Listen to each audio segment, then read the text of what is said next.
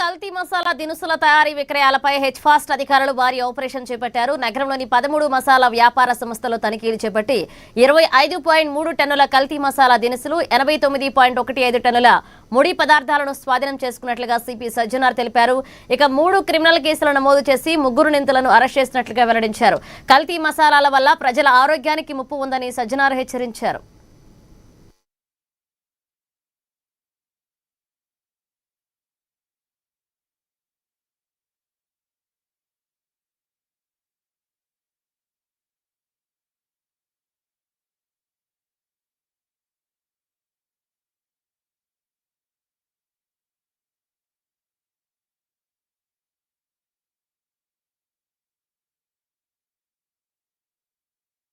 రావడం జరిగింది.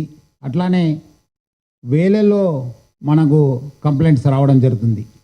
ఆ వచ్చిన కంప్లైంట్స్ పైన మనము చాలా లోతుగా ఎంక్వైరీ చేసి చాలా చోట్ల కూడా మనము ఇలాంటి కల్తీ చేసే వాళ్ళని పట్టుకోవడం జరిగింది. అట్లానే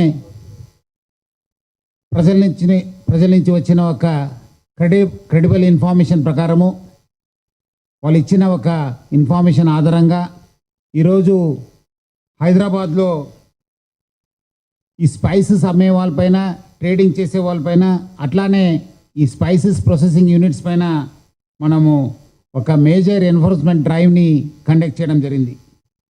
ఈ యొక్క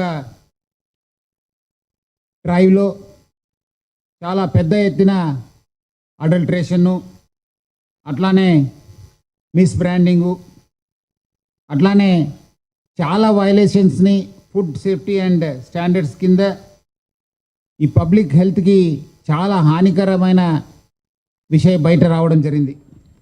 అట్లానే మనము 13 ఫుడ్ బిజినెస్ ఎస్టాబ్లిష్మెంట్ని, అట్లానే ఇండిపెండెంట్ బిజినెసెస్ని మనము ఈ ఒక్క చెక్ చేయడం జరిగింది. వీళ్ళందరూ కూడా స్పైసెస్లో ప్రొక్యూర్ చేసి, ప్రాసెస్ చేసి హోల్సేల్గా మరియు రీటైల్గా అమ్మేవాళ్ళు. ఇట్లానే దొరికిన ఆధారాలపైన మనము 3 కేసెస్ని మనము కట్టడం జరిగింది.